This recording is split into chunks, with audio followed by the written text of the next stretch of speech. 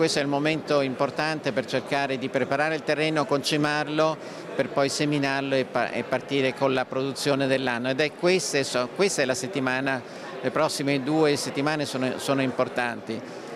Questa guerra nel Golfo, questa guerra che poi si collega anche alle tensioni sui mercati internazionali dovuti ai dazi e a tutti i contrasti che ci sono, è deleteria. Sono preoccupati gli agricoltori. Le tensioni legate alla guerra nel Golfo arrivano anche a Padova, presente Confagricoltura, dove è in corso lo European Carbon Farming Summit.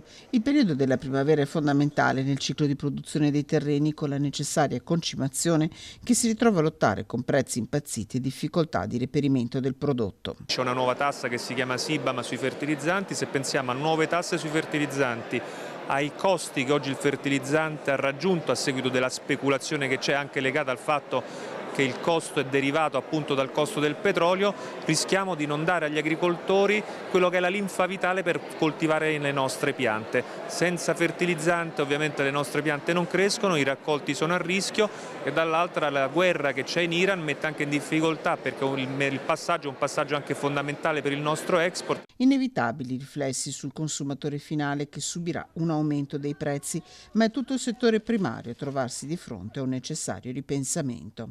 Sul mais sicuramente avremo una riduzione in superfici, che significa farina da mais per uso alimentare, ma molto spesso anche per uso zootecnico, e quindi maggiori costi anche per gli allevamenti, e quindi c'è tutta una filiera che ne risente. Sul grano sicuramente il grano è stato seminato in anticipo, per cui ormai quello deve essere portato avanti perché si semina in genere a novembre, però ci sono altre coltivazioni che possono andare in difficoltà. Probabilmente avremo maggiore soia, però tutto il nostro sistema si regge su alcuni equilibri che non possono essere stravolti.